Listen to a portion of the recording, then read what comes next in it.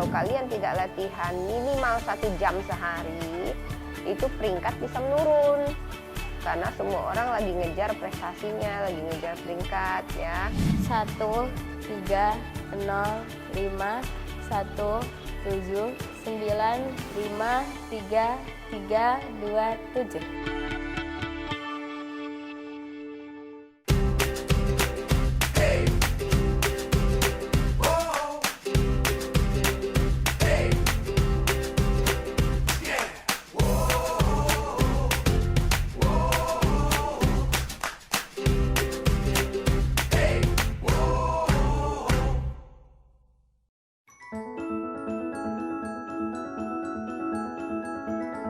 Memori sport atau olahraga daya ingat yang berarti cabang olahraga yang umumnya para atlet memori berkompetisi untuk menghafal, kemudian mengingat kembali berbagai bentuk informasi sesuai pedoman tertentu. Sepertinya masih asing didengar teman-teman ya, benar kan? Tapi tidak untukku teman. Aku mengenal memori sport ini sejak aku duduk di bangku kelas 3 sekolah dasar. Nanti akan aku tunjukkan siapa orang yang menjadi penyemangat dan membuatku tertarik pada olahraga ini. Mungkin memori sport menurut teman-teman harus membaca buku setiap hari dan mengingatnya kembali. Padahal kenyataannya bukan seperti itu teman. Kita bukan anak kutu buku banget kok. Angka, gambar, kata, dan kartu, itulah 4 cabang yang akan diuji dalam memori sport ini teman. Akan aku sampaikan asyiknya bertarung dalam ingatan di setiap kegiatanku ya.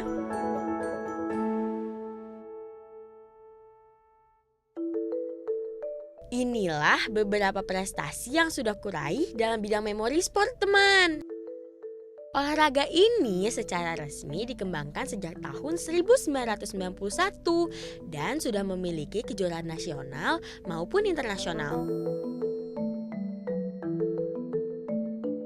Jabatan tertinggi yang telah ditetapkan oleh World Memory Sports Council yang mengatur kejuaraan memori dunia adalah Grandmaster of Memory. Dengan subbagiannya mencakup International Grandmaster atau IGM dan Grandmaster atau GMM teman. Saat ini aku masih di level Memory Practitioner level 6 dan sedang mempersiapkan diri untuk mengikuti kompetisi Asia Memory Championship yang mengeluarkan sertifikat Grandmaster Memory di Bali pada bulan Oktober nanti teman. Kalau kalian tidak latihan minimal 1 jam sehari, itu peringkat bisa menurun. Karena semua orang lagi ngejar prestasinya, lagi ngejar peringkat ya. Tentu saja, dukungan dari keluarga dan pelatihan sedang difokuskan untukku. Mempertajam daya ingat, tentu harus mengkonsumsi makanan bergizi yang mendukung. Itulah yang selalu disampaikan oleh Mama. Tiap hari, Mama selalu menyiapkan jus buah untukku. Jika tidak minum jus buah, terkadang Mama menyiapkan air jeruk nipis yang ditambah dengan madu setiap pagi. Aku adalah anak yang jarang jajan karena Mama tidak membiasakan kami untuk beli makanan di luar kecuali terdesak. Saburatun. Papan tulis. Hadihi saburatun. Perkenalkan, ini Pak Hadi teman. Beliau adalah guru bahasa Arab. Selanjutnya, kami akan belajar kosakata bahasa Arab tentang benda di kelas teman.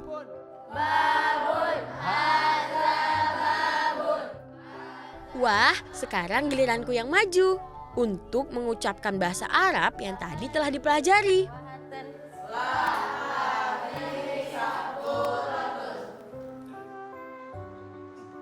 Nanti Putih, Nadia, Nadine semuanya akan menyatakan surat Al-Haqqah. Kita dengarkan dulu surat Al-Haqqah, hafalan setoran surat Al-Haqqah dari Nadia. Olahraga daya ingat atau memory sport sebenarnya mempunyai peranan dalam setiap kegiatanku sehari-hari.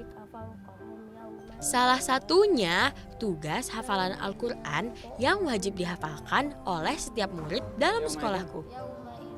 Sekarang giliran aku dan teman-teman yang menguji Cukup. hafalan tersebut. Ya, bagus. Diulang terus ya hafalannya, biar lebih bagus. Melepas lelah dari tugas di sekolah, baik pelajaran menghitung, menghafal, dan pelajaran lainnya, aku hilangkan ketika bersenda gurau bersama teman-temanku saat jam istirahat. Tentu saja, aku harus mengosongkan ruang otakku agar tidak banyak memori yang disimpan dalam ingatanku. Hafalan itu terkait angka dan sebagainya itu kan banyak ya. Tak hanya sekali. berlatih di rumah atau di tempat kursus, aku juga memiliki latihan memory sport. Dalam ekskul, usai pulang sekolah teman. Karena hari ini pelatih memory sport kami berhalangan, kegiatan memory sport ini digantikan oleh Pak Aziz, guru sekaligus wali kelasku teman. Nah, Nadia coba hafalkan angka-angka yang sudah ada ya. Waktunya kurang lebih 2 menit. Menghadap ke temannya untuk selanjutnya nanti menyebutkan mungkin dari belakang ya. 63021305353327. Oke, pas ya. Tuh.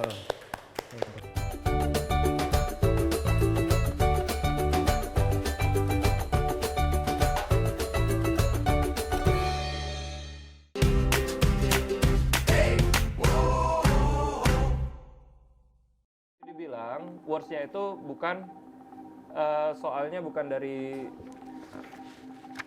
Oh iya, perkenalkan, beliau adalah Kak Yudi Lesmana, pelatih pertamaku Kamu dapat dan jawabannya apa? tokoh panutanku dalam bidang memory sport teman.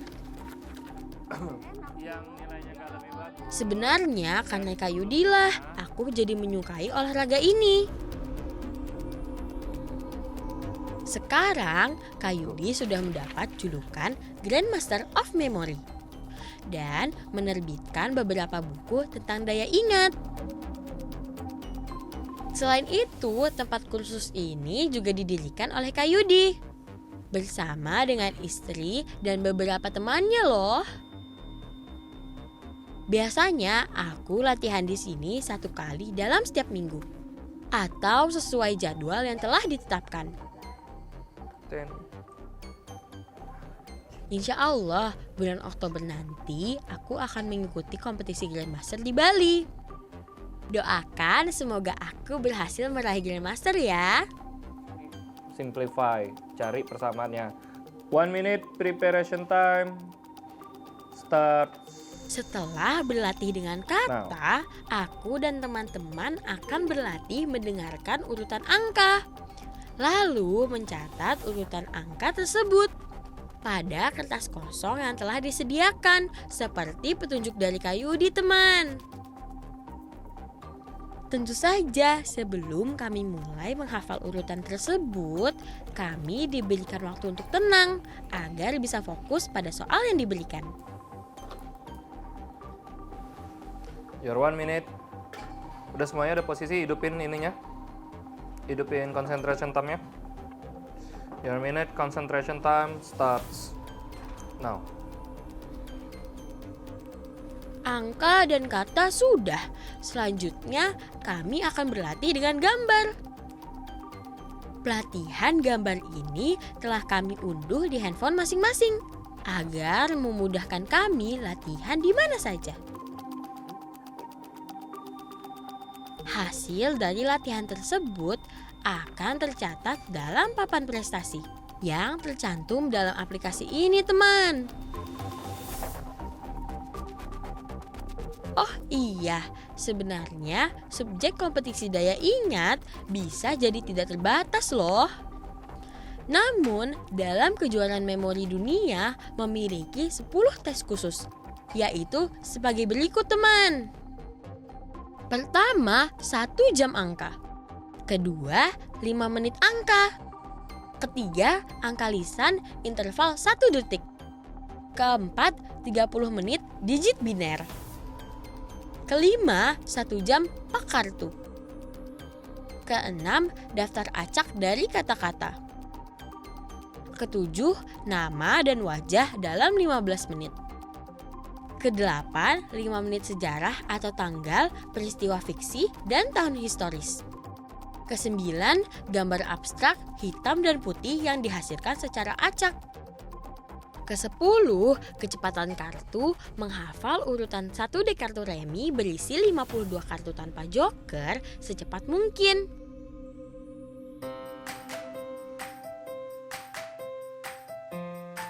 Ini bukan piala dan piagamku, teman.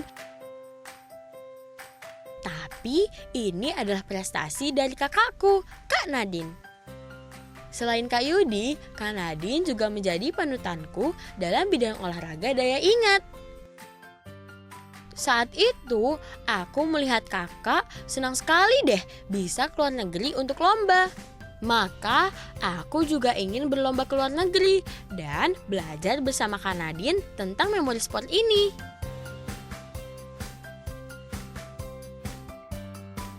Oh iya, satu lagi tokoh favoritku, teman. Ini dia, almarhum Bapak Tony Buzan. Beliau adalah seorang penulis, konsultan pendidikan bahasa Inggris, tokoh yang memperkenalkan literasi mental dan teknik berpikir yang disebut pemetaan pikiran atau mind mapping.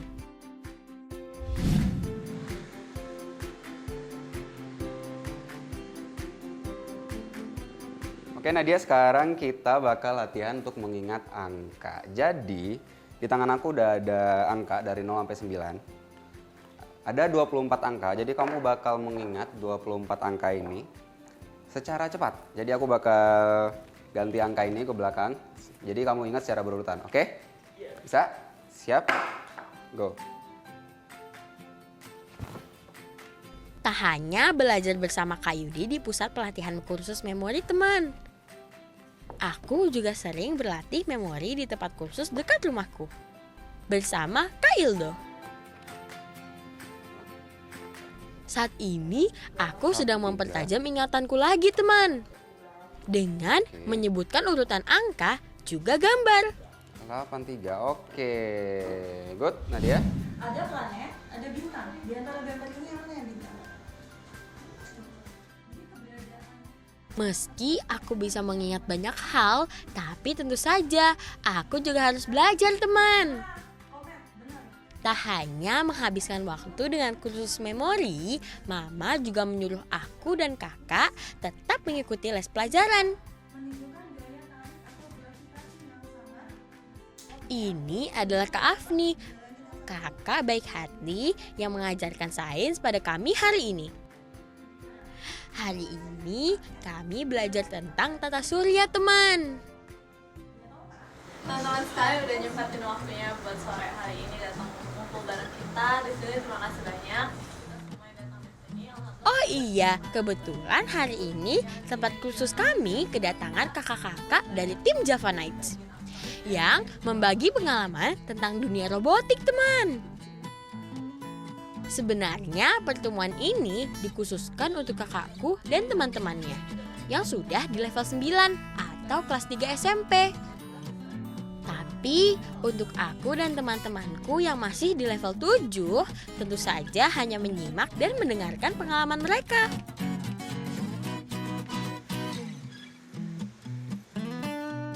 Selain menyemangati untuk ikut les dan kursus daya ingat, ayah dan mamaku terbiasa memberikan penghargaan jika kami bisa memenuhi permintaan orang tua kami. Misalnya saja seperti membaca buku. Iya. Udah selesai baca. Baca apa? Udah buku yang keberapa itu? Buku yang 3. Nih tambahannya ya, karena udah baca buku minggu ini. Alhamdulillah. Dari olahraga daya ingat, lalu kok ke catur? Jangan bingung ya teman, aku juga punya kisah menarik tentang catur bersama kakakku.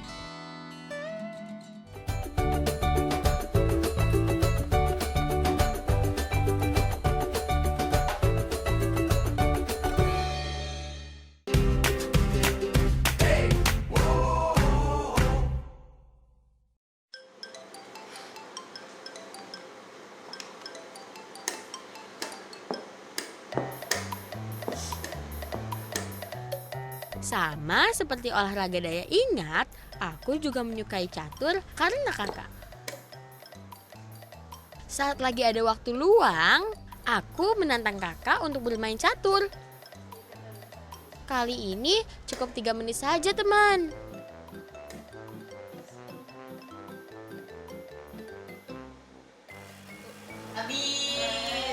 Yah, ternyata aku yang kalah, teman. Seperti biasa deh, pasti kalau kalah, aku yang merapikan caturnya. Beginilah kakakku, gak mau kalah mulu deh sama aku.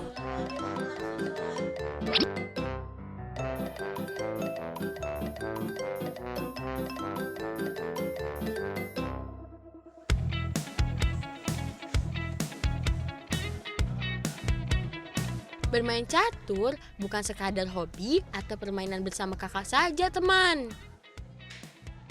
Dalam dunia catur, aku juga suka mengikuti kompetisi-kompetisi catur. Seperti kali ini, aku ditemani ayah dan mama untuk mengikuti liga catur di salah satu kantin sekolah kawasan Tangerang Selatan.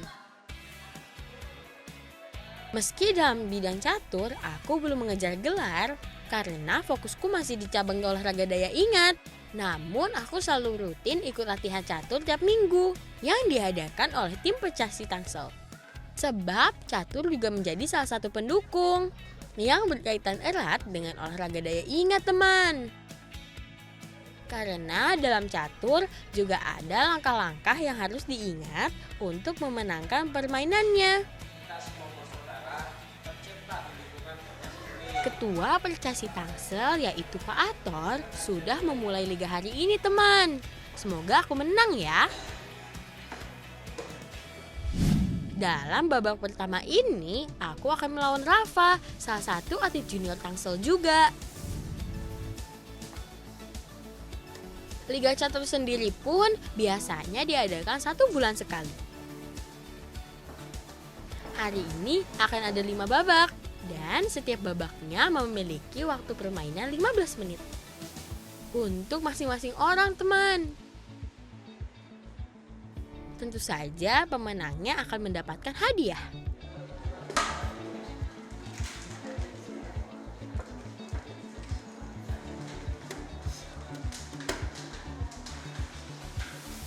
Yah, sayang sekali. Di babak pertama, aku kalah nih, teman.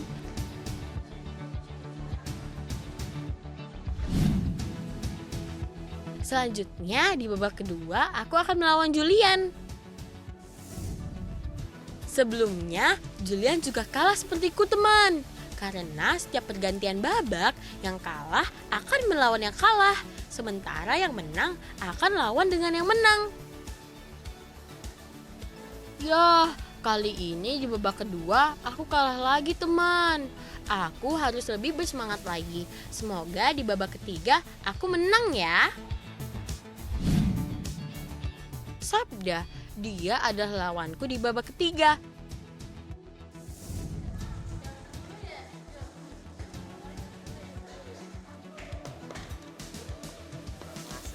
Yeay, akhirnya aku menang, teman.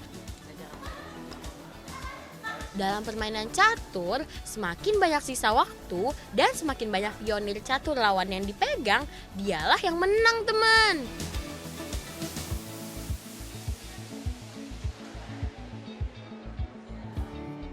Sambil menunggu teman-teman lainnya, aku melepas lelah dulu ya. Bagaimana menurut pendapat teman-teman? Apakah bermain catur itu membosankan? Tak terasa, babak keempat akan dimulai, teman. Kali ini aku akan melawan Damar.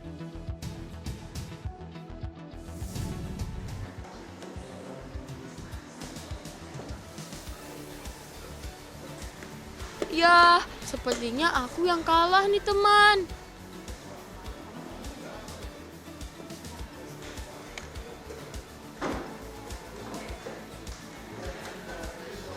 Wah, ternyata aku yang menang, teman.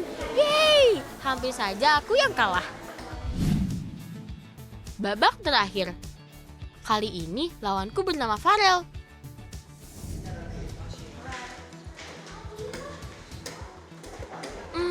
kira-kira aku bisa menang nggak ya?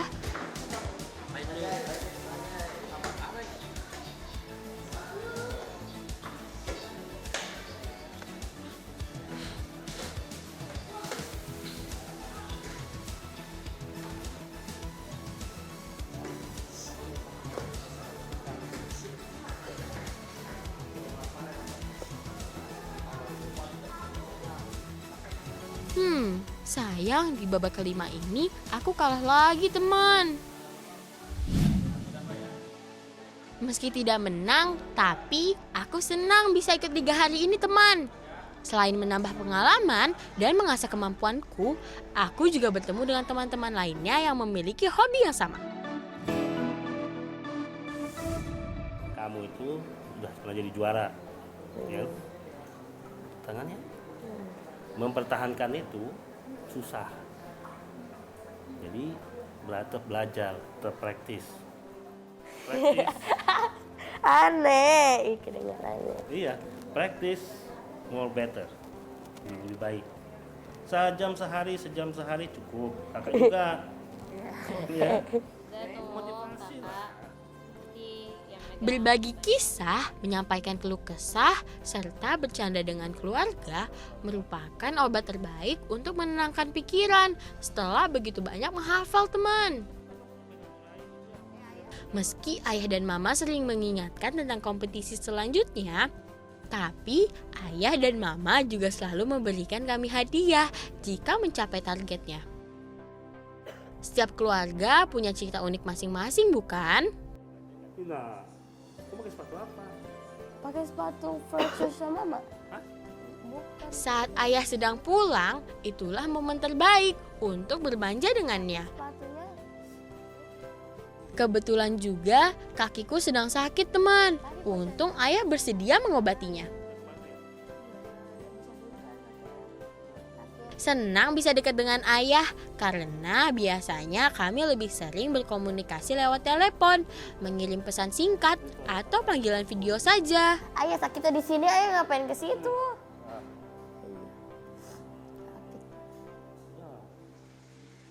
Meski sudah lama masuk dalam olahraga daya ingat, aku pun juga bisa lupa dan perlu latihan secara rutin. Karena seorang petarung sejati sesungguhnya tidak akan berhenti untuk belajar dan belajar. Agar prestasi yang kudapat nanti bisa menjadi kisah yang akan terus diingat sampai kapanpun.